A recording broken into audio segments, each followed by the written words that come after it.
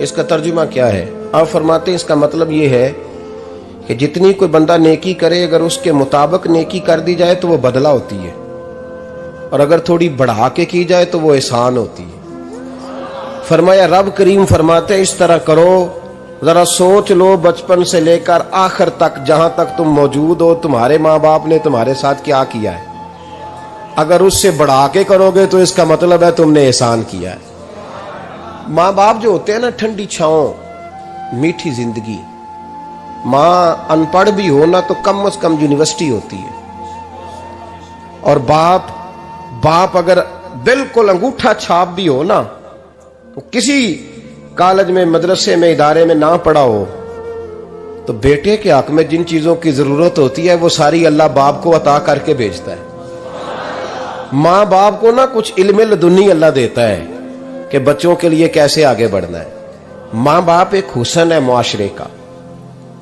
रब तबारक व तआला की देखे ना, अल्लाह अकबर, दुनिया में किसी की मोहब्बत जांचनी हो ना तो मोहब्बत की तमसील दी जाती है। वतिलकल अमसालु नदरिबुहा लिन्नास, अल्लाह लोगों के समझने के लिए मिसालें बयान फरमाता है। अल्लाह तबारक व तआला ने जब अपना आप समझाना चाहा ना, तवज्जो है मेरी बात पर, जब मालिक ने अपना आप समझाना चाहा तो मेरे रब ने माँ बाप की मिसाल बयान फरमाई। रब्बिरहमहुमा कमा रब्बयानी सगीरा, या अल्लाह उन दोनों पे रहम फरमा। और ये लफ्ज रब यहां दो माने में आया है, उलमा बैठे। रब का माना होता है तदरीजन पालना का, या अल्लाह उन दोनों पे रहम फरमा जिन्होंने मुझे रब बन के पाला। यानी मतलब क्या, यहां रबूबियत का माना पालने के माने में, तदरीजन पालना। मेरे नबी पाक सल्लल्लाहु अलैहि वसल्लम ने फरमाया अल्लाह तुमसे 70 माओं से ज्यादा मोहब्बत फरमाता है। ये इमाम सयूती ने दुर्रे मंसूर में रवायत लिखी है। अच्छा भाई, अल्लाह ने भी मिसाल माँ की बयान फरमाई। फरमाया घर जाके अपनी अम्मा को देख लो, अम्मा तुमसे कितना प्यार करती है। बस उस प्यार को तोलना शुरू कर तो 70 माओं से भी ज्यादा रब तुमसे मोहब्बत फरमाने वाला है। माँ के सीने में ना, देखे ना, एक बच्ची होती है बीए, वो उसने कर लिया, उसकी अम्मा रोज कहती है बेटे सवेरे उठा कर। सास के पास जाएगी तो वो कहेगी कि इसकी अम्मा ने सवेरे उठना सिखाया ही नहीं, और बेटी कहती है अम्मा जो जावांगी वेखी जाएगी। अच्छा, उसकी शादी हो गई, उसकी सास ने आहिस्ता आहिस्ता शिकवे शुरू कर दिए, खामन से कहने लगी तू इसको उठाता ही नहीं सवेरे। वो भी कहता है कमरे में जाके अम्मा शिकवा करती है तू उठती नहीं। और बच्ची लाडली थी, वो नहीं थी उठती टाइम पे। जिंदगी के 22 साल 23 साल वो सवेरे नहीं उठी, वक्त पे नहीं उठी, मिसाल दे रहा हूं। फिर उसी बेटी को अल्लाह ने एक बेटा अता कर दिया। सुबह 100 आवाज उसकी अम्मा देती थी पर उसकी आंख नहीं खुलती थी, लेकिन उसी बेटी का बेटा शहरी के वक्त हल्का सा रोता है। सारी दुनिया सोई है पर अम्मा उसकी फटाफट जागती है, फटाफट जागती है। एक आदमी था तो उसकी बीवी इंतकाल कर गई, उसने तलाक दे दी। 10-11 साल का उसका बेटा था, उसने दूसरी शादी कर ली। एक दिन अपने बेटे से कहने लगा बेटे वो सगी अम्मा ठीक थी या ये वाली ठीक है?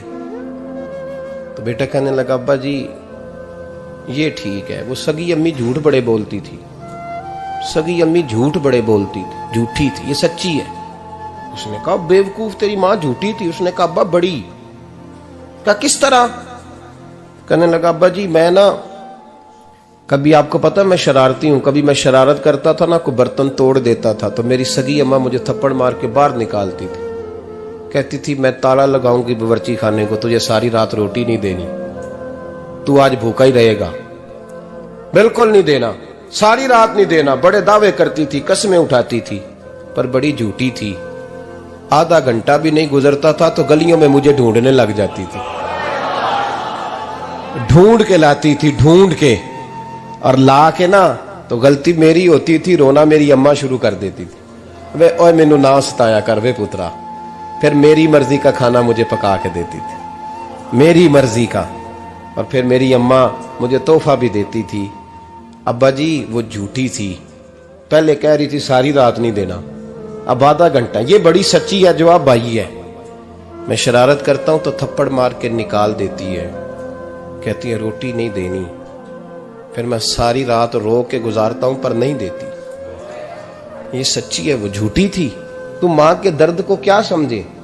बच्चे तो कहते हैं अम्मा ने हमें कैद कर दिया, अम्मा कहती है मेरी मर्जी से खाओ। और तुझे नहीं पता उसने कैद नहीं किया, वो तुमसे प्यार बड़ा सच्चा करती, और बड़ा सच्चा प्यार करती है तेरे साथ, बड़ा सच्चा। बेटा बर्गर खा के आ जाता है, अम्मा कहती है रोटी खा ले, कहता नहीं आपने बैंगन पकाए हुए हैं मैंने नहीं खाने।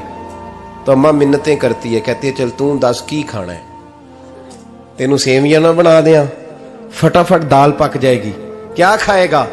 अब्बा जी मेरी तरह करीब से कहते हैं छड़ पर भूख लगेगी तो आप ही खा लेगा। लेकिन अम्मा कहती है इसने रोटी ना खाई तो मुझे नींद नहीं आएगी। तो इस दर्द को समझना, मैं गुलाम हूं एक आस्ताने का, और मैं समझता हूं जो किसी का मुरीद ही नहीं, उस पर तो साया ही नहीं, उसे चाहिए किसी बुजुर्ग का साया हासिल करे। लेकिन भाई ये बात भी बड़ी सच्ची है कि मेरे जैसे पीर के हाथ में 5,000 रुपया नजराना दो ना, पीर साहब दुआ करना, तो पीर साहब ने दुआ पक्की याद की हुई है सबके लिए, रट्टी रटाई, अल्लाह खैर करे अल्लाह भला करे, और सबके लिए रट्टा लगाया हुआ है। और अम्मा को बेटा वैसे ही कह जाए, वैसे ही अम्मा मैं इंटरव्यू देने जा रहा हूं जरा दुआ करना, वो बीबियां मंगा के दुआए तंजीना पढ़ाना शुरू कर देती है, और सारी सारी रात मुसल्ले पे बैठी। इस दर्द को समझना। और भाई बड़ा वेल ड्रेस बेटा होता है, वेल ड्रेस नौजवान, वो 18,000 का जोड़ा पहनता है, 7,000 का जूता खरीदता है, वो कीमती किस्म की घड़ी इस्तेमाल करता है। लेकिन उसी बच्चे के जब अपने बच्चे होते हैं ना, तो बीबी को कहता है ये ले 10,000 रुपया, बच्चों के कपड़े खरीद ले, मेरे सही है अभी कल ही तो खरीदे थे। और बाप, और तू समझा ही नहीं यार, 30 साल बाप ने जवानी सारी सऊदी अरब को दे दी, लेकिन तेरा ख्याल रखा। मैं ऐसे लोगों को जानता हूं जिन्होंने 30-30 साल परदेश में कंबल नहीं बदला, और जहां गए थे तो एक कंबल खरीदा था फिर बदला नहीं। तू मां बाप के बारे में, और यहां बच्चे हिसाब करते फिरते हैं, रब्बा जी तो पिछले महीने भी 5,000 दिता सी, तुसी पैसे ना कर दे की हो। मां बाप से हिसाब करता है तू। तिरमिजी शरीफ के लफ्ज है, एक सहाबी ने आके अर्ज की या रसूल अल्लाह पैसे विरासत के नहीं, मेरे अब्बा जी ने नहीं दिए मुझे, और मैंने खुद मेहनत करके कमाए, अब मेरा अब्बा मुझसे पैसे मांगता है तो क्या करूं, और मेरे हैं, मैंने कमाए हैं, अब्बा जी ने नहीं दिए, विरासत नहीं, हिस्सा नहीं मिला। हुजूर मेरा अब्बा मांगता है तो मेरे लिए हुक्म क्या है। तो नबी पाक ने फरमाया क्या कहा तुमने, पैसे तेरे हैं? कहा हुजूर हाँ। तो फरमाया अब्बा किसका है? कहा या रसूलल्लाह मेरा। तो फरमाया अगर तू अपने वालिद का है तो तेरी हर शय तेरे वालिद की है, तू भी तेरे वालिद का है तो तेरा माल भी तेरे। मां और बाप ये तो हुस्न है जिंदगी का, ये तो वकार है इंसान का। जब तक मां बाप का हाथ पकड़ के चलोगे ना, रास्ते सीधे रहेंगे, और जिस दिन उंगली छोड़ के सड़क पे निकलना पड़ा ना, सर चकराने लगेगा। याद रखना ये बड़ा मुश्किल काम होता है।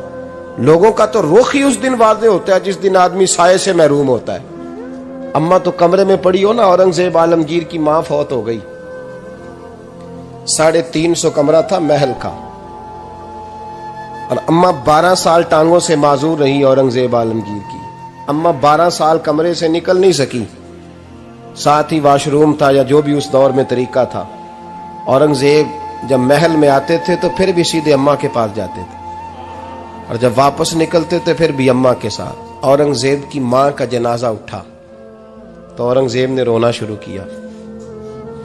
फिर सालों बीत गए पर उसके आंसू खुश्क नहीं होते थे। एक शख्स ने कहा तेरी कोई अनोखी मर गई है, सारी दुनिया की मरती हैं।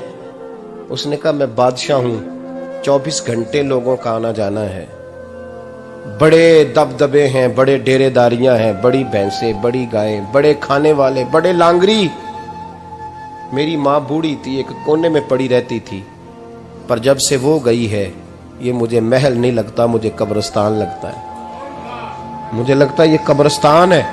माँ और बाप तो तेरी नेमत है भाई। हम बच्चे, हमारे आजकल के बच्चों ने एक मसला बड़ा पक्का याद कर लिया, कहते मौलाना पीर साहब पसंद की शादी करना जायज नहीं। मैं कहता हूं साहब और भी बड़ी चीजें जायज है, सिर्फ एक ही शय जायज रह गई है। रसूल पाक सल्लल्लाहु अलैहि वसल्लम सिवाय अल्लाह के किसी के पाबंद नहीं, किसी के पाबंद नहीं। पर जनाब सैयदा खतीजतुल कुबरा रदी अल्लाह तआला अन्हा ने पैगामे निकाह दिया, या रसूलल्लाह मैं शादी करना चाहती हूँ। हुजूर